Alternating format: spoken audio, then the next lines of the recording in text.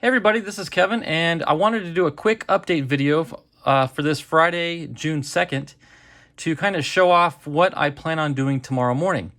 As you can see here on camera, I have the RAV-3 completed and ready to go. And just like the RAV-1 and 2, this rocket is designed to be the test vehicle for the RPM and the ACE units. Now, for tomorrow's initial flights, I'm just going to fly it stock as is without any special equipment. Not going to run the ACE on board, no RPM, just to test fly the rocket. And the reason I want to do that is because there's a few differences in it from the last two iterations. As you can see, this RAV-3 is a full-length rocket, whereas before I was only running basically half the body tube, and then the other top half was the ACE unit.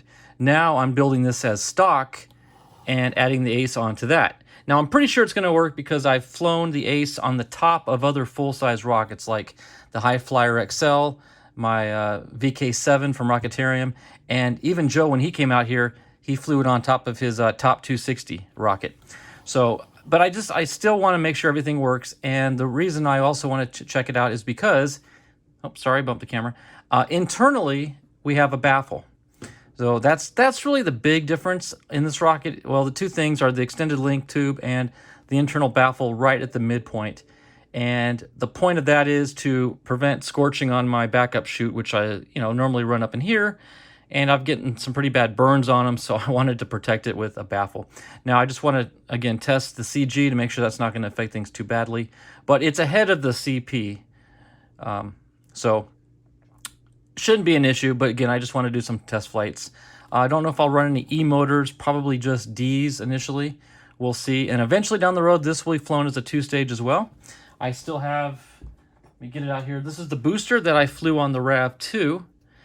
It got a little beat up on the landing, and I am okay with that because it's a test piece. This is just a little homemade booster that I made out of extra BT60 and a 24mm motor mount. And these are actually the other set of fins that come with the ESAM 58. So instead of just, throwing them away or scrapping them, I decided to go ahead and use them on the booster. And it worked just fine. It flew good. It staged just fine and everything. So continue to use this. It'll mount on the back end right like so. So I may try this tomorrow too. We'll see how the initial flights go with just the main rocket. So, with that being said, I also am going to show off another little test piece. I've shown this rocket before in previous videos, but I've never flown it yet. This is a Yankee that was entirely 3D printed from Joe from JC Hobbies. And he flew one, if you remember in our videos from the past, but he had some melting right above the ejection charge of the motor. And he was probably running I don't know, Joe could correct me, I want to say a B, maybe a C motor. I don't think it was an A, but either way, the ejection charge really heated up this area right above the motor, and it kind of melted it. So what I've decided to do is do a test flight tomorrow and utilize a mini engine, a 13mm engine with an adapter.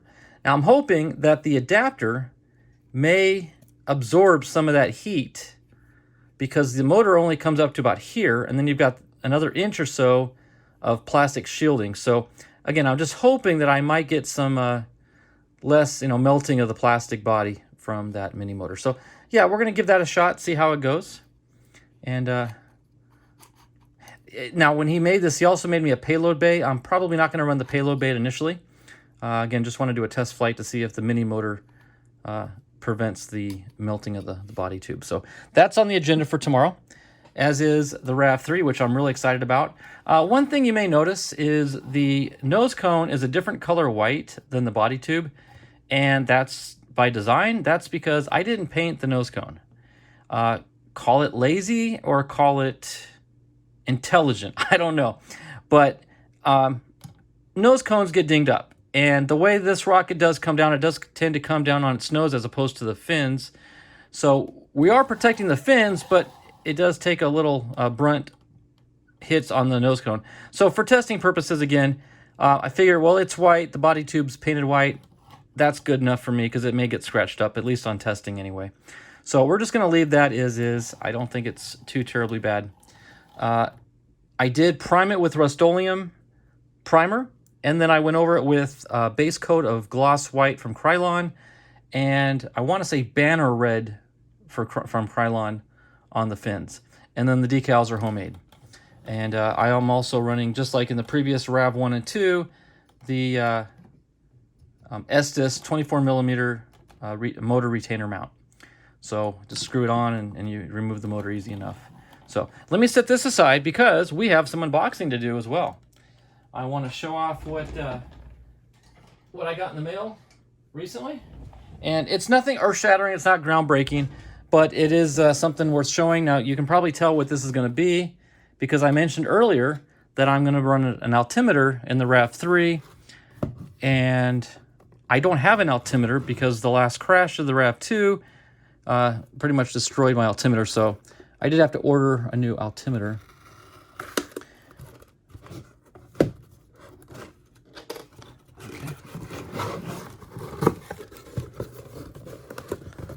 Okay, very nice little note. Thank you for your order. Please contact us at support if you have any questions. There we go. All right.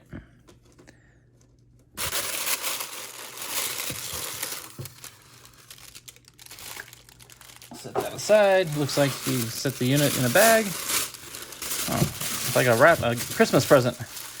Yeah, there we go. A brand new altimeter 2 from Jolly Logic. This is the same unit that I've been flying before, but is, like I said, the last piece got destroyed on impact. So that's the risk you take when you put everything up in your nose cone and the rockets lawn dart on you into solid rock ground. So I had to get a new one, so this will be what I'll be flying tomorrow. So I got to get it out of the case here and get it on the charger. So it'll be all charged up and ready to go. One other thing before I open up this last box is I want to show you. I'm sorry, I keep bumping the camera.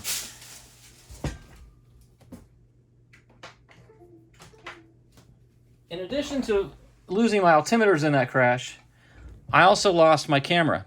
So I have received a new camera, brand spanking new. It's been recoded, I guess is the term, to make it set for MP4 and 60 frames per second as opposed to the default 30.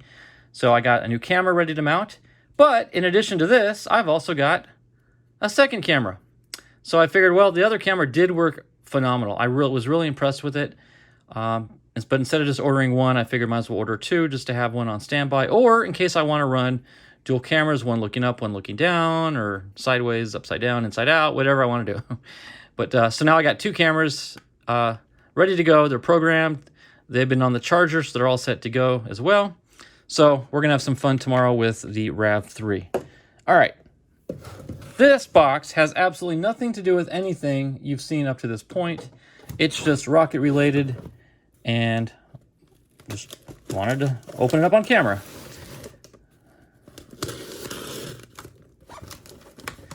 And I want to give another shout out to Joe for informing me that for some reason I was under the impression that all black powder motors, any black powder motor, would initiate a $34 hazard fee for shipping. And that's why I don't order as many motors as I'd like. And Joe said, well, why don't you just order your smaller motors and avoid the hazmat fee? And I'm like, well, what are you talking about? Apparently, you can order any motor up to an E. Once you hit E's, then you incur the charge.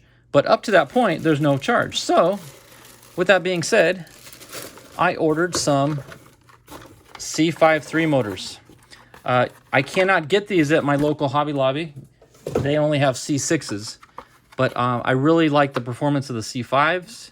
So I went ahead and got these from AC Supply. They were, I think, $9.99 a piece, which is basically $3.33 a motor, and which is $3.33 a flight.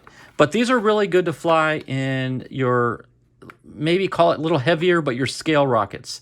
You'll get a better burn, but a little bit slower burn, so it won't like jump off the pad quite as quickly. A little more scale. But yeah, I've gotten better performance out of the C53s in the past. So picked up a couple packs of those. Got me an altimeter 2. I've already got, this is my old pouch from my old one, so I'll go ahead and get it in the pouch, get it ready to go. have a little fun with the Yankee, and I'll probably take another rocket or two out with me just for fun. Haven't decided what yet. But so, with that being said, keep your eyes open for a video probably tomorrow afternoon or in the evening, depending. If you're on the East Coast, it'll probably be pretty late at night. But yeah, keep your eyes open for another launch video coming out tomorrow. And hopefully, it'll give us some good results. So thanks for watching, guys. Hope you enjoyed this quick little update on things, and I will see you at the launch pad. Take care. God bless. Bye-bye.